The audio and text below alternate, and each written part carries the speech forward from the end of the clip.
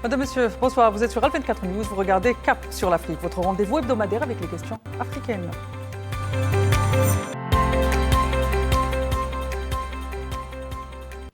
Dans un contexte de conflits de haute intensité, les déséquilibres économiques, les dérèglements climatiques et les tensions géopolitiques sont une question fondamentale. Et de fait, une autre question fondamentale se pose. Quel avenir pour le Sud global? Héritier des luttes anticoloniales, du non-alignement et des espoirs portés par les mouvements altermondialistes, le Sud global cherche aujourd'hui sa place, même si l'équilibre semble parfois fragile. Même si on peut dire il est impossible. Face au bras de fer que se livrent les grandes puissances, les pays du Sud peuvent-ils construire une voie propre à eux, solidaire et souveraine à travers le monde? De plus en plus de voix s'élèvent contre la domination des puissances occidentales sur les pays du Sud. Des voix qui se sont renforcées dans le moment où l'épuration ethnique en Palestine se poursuit. Si pour certains, le retour du Forum mondial en terre africaine est l'occasion de renouer avec l'espoir, pour d'autres en revanche, c'est l'ultime appel à repenser la solidarité internationale, à faire entendre la voix des peuples oubliés et à construire un nouvel horizon pour le Sud global. Entre mémoire des luttes passées et urgence des défis présents, Cap sur l'Afrique vous propose ce soir un grand angle. Altermondialisme, quel horizon pour le Sud global?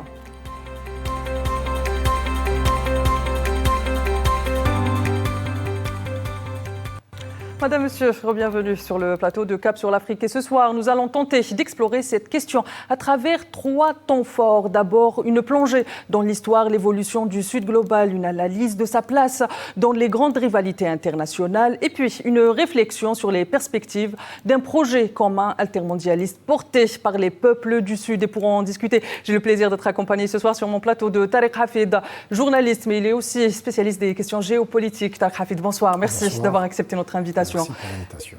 Et dans un instant, on sera rejoint de Esteban Silva qui nous rejoindra depuis Santiago, Chili. Il est analyste des questions internationales. Esteban, bonsoir. Merci d'avoir accepté mon invitation.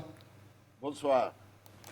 Messieurs, sans plus attendre, on rentre dans le vif du sujet. C'est un réel plaisir pour moi de vous accueillir ce soir. Et comme j'ai l'habitude à le dire, l'Afrique, c'est le continent des valeurs. Alors, je commence avec l'aîné de mes invités, Esteban. Esteban, j'aimerais revenir avec vous sur l'expérience de l'Amérique latine entre hier et aujourd'hui. Comme vous savez, on le dit pas souvent, ou on l'oublie. L'Amérique latine est le pays où l'histoire a été très importante, l'histoire des peuples latino-américains. D'abord, il y a eu les luttes anticoloniales, et puis au lendemain des indépendances, les ingérences étrangères qui n'ont rien épargné à ce continent. D'abord, il y a eu certaines agences qui se sont transformées même en des trafiquants d'armes et de drogue. Et puis, il y a eu les coups d'État, il y a eu les ingérences, les interventions militaires. Et votre pays, le Chili même, n'a pas été épargné de ces coups d'État. Je fais référence notamment au coup de force contre le président Allende.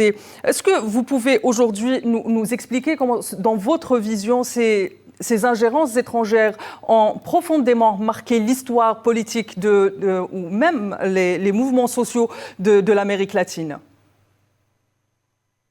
Bon, l'histoire de l'Amérique latine et au Caraïbes est très marquée par les interventions, les ingérences étrangères, parce que c'est une histoire de la lutte pour constituer des États-nations avec souveraineté.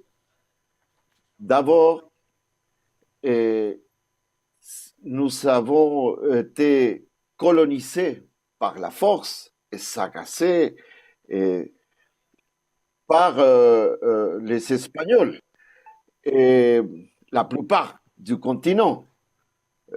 Aussi, il faut remarquer que le Brésil était sous l'empire portugais. Cependant, donc, d'abord, toute l'histoire de l'Amérique latine était au début la lutte pour conquérir d'abord l'indépendance face au colonialisme espagnol, et ça nous a marqué aussi parce que on a constitué des armées de libération d'indépendance ensemble, commandées par Simon Bolivar et tant des autres, et on a libéré ensemble, finalement, la plupart de notre continent. Donc, premièrement, nous sommes un continent qui a eu une longue histoire de combats pour la souveraineté, mais aussi de combats pour la souveraineté économique, la indépendance réellement économique, c'est-à-dire pouvoir disposer de nos ressources naturelles et des biens communs et stratégiques. Et le deuxième moment de conflit au niveau de l'Amérique latine était les rapports notamment avec les États-Unis de l'Amérique et ses alliés de l'Europe, non, par rapport à les ressources stratégiques, par rapport à notre propre chemin de développement et de souveraineté économique et politique.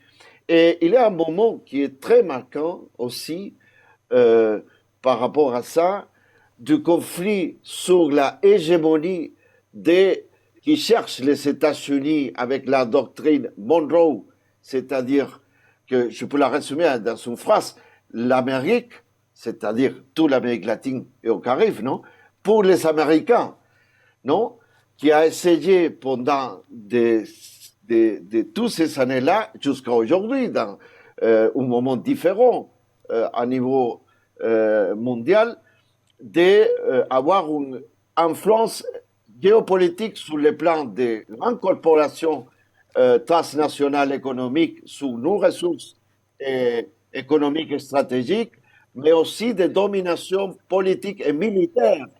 Et c'est ça qu'a essayé, vous l'avez dit, le président Salvador Allende dans les années 1970 jusqu'à 1973, qui a fini par un coup d'État et sa mort, c'est-à-dire bâtir un schéma de développement souverain différent.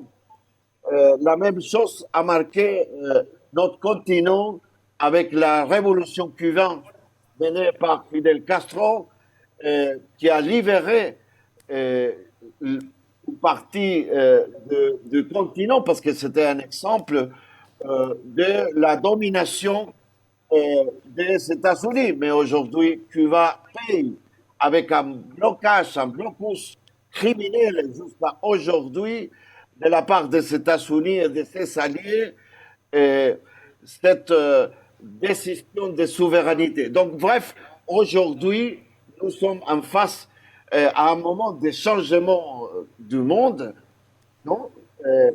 Et dans ce contexte-là, la lutte continue dans de nouveaux données par rapport aux États-Unis et ses alliés de l'Union européenne, non? Sur le plan des rapports économiques, des échanges qui sont aussi encore de notre part de l'Amérique latine, non, subordonnés à la logique centrale de reproduction de l'économie hégémonique aujourd'hui à niveau mondial.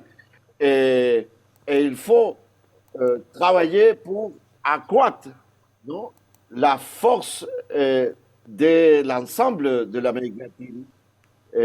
Par exemple, rassembler en la CELAC, la communauté latino-américaine et du Caraïbe. Justement, on va revenir dans un petit moment, Esteban, aux défis qui sont aujourd'hui face au Sud global, mais aussi au mouvement altermondialiste. Je viens vers vous, Tarek Hafid, à la lumière de ce que vient de nous dire Esteban. Est-ce qu'on peut finalement faire le même constat ici en Afrique? Il y a eu d'abord la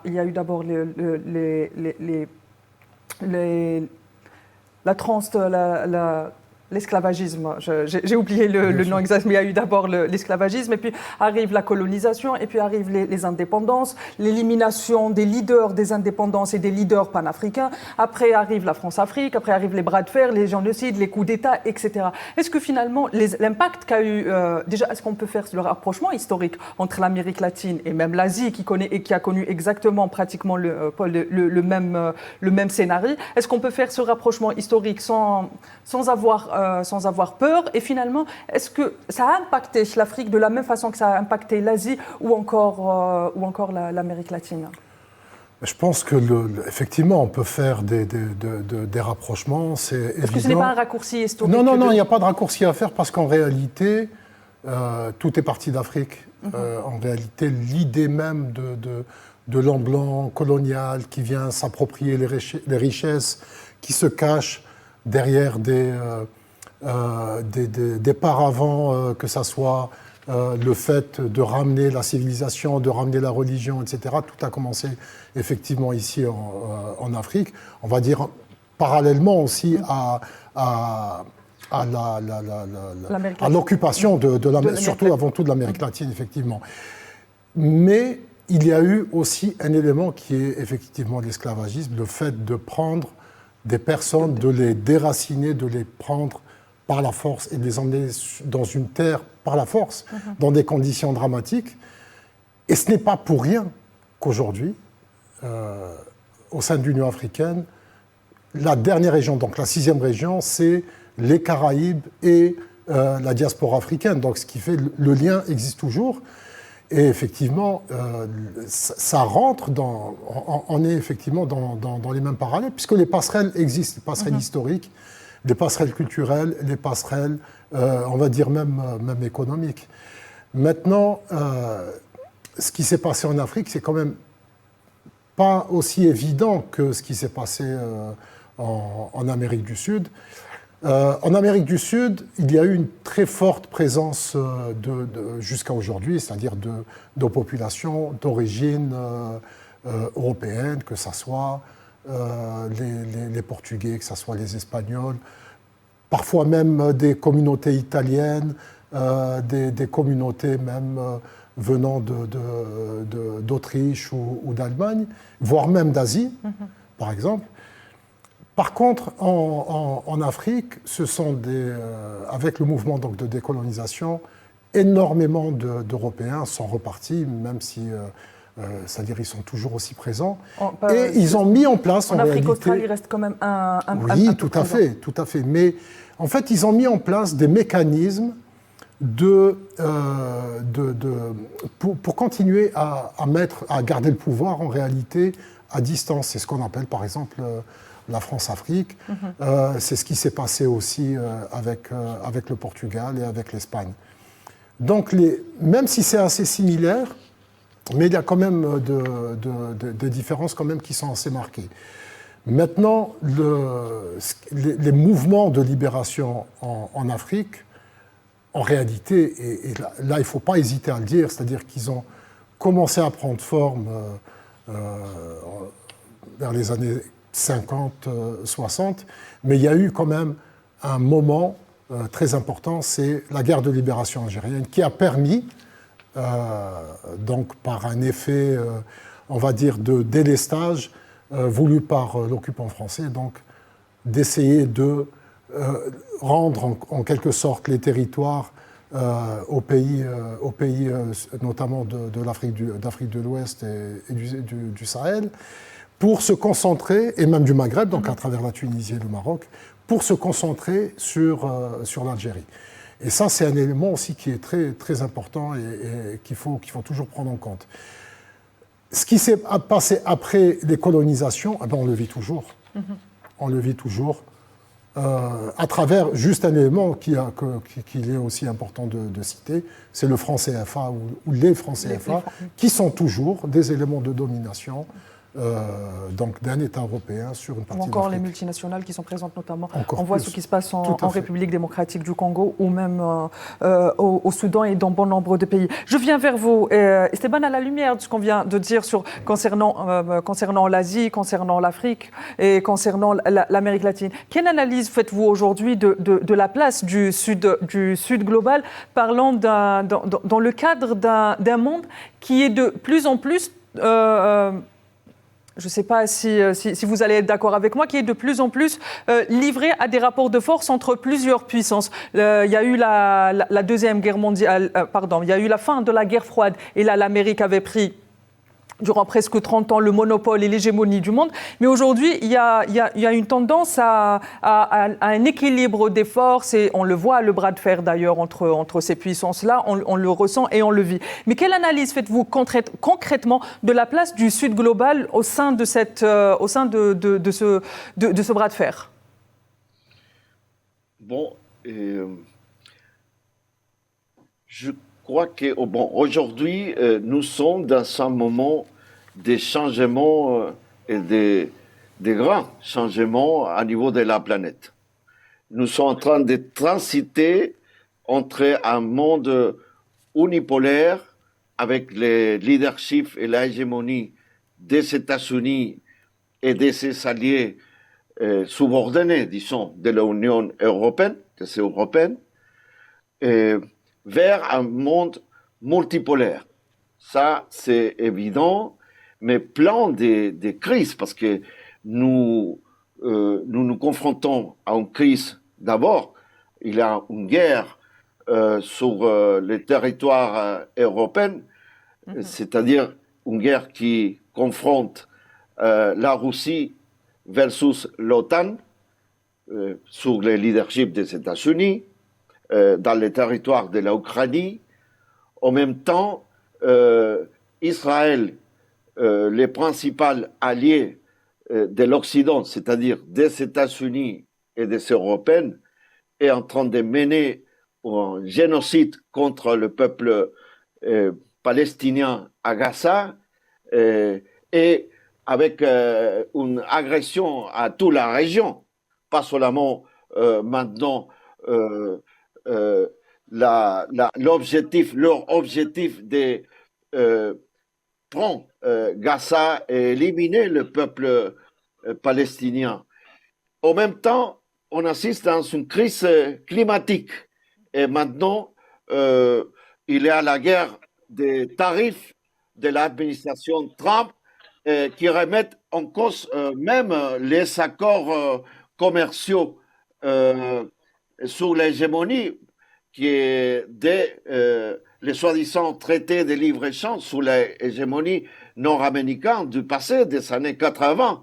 Donc, tout ça nous mène à un moment de grands changements. Donc, premièrement. Deuxièmement, c'est vrai que la naissance, par exemple, des espaces d'articulation internationale différents, comme le BRICS et d'autres, ça montre aussi que nous sommes dans un moment de grands changements où les pays du Sud global peuvent jouer progressivement un rôle plus important pour envisager la crise politique, d'une part, avec, par exemple, la crise qui est complète, qui a les Nations Unies, qui a été jusqu'à aujourd'hui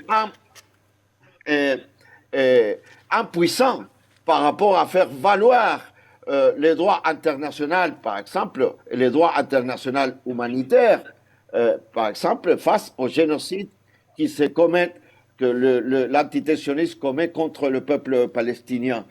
Et d'autre part, il y a tous les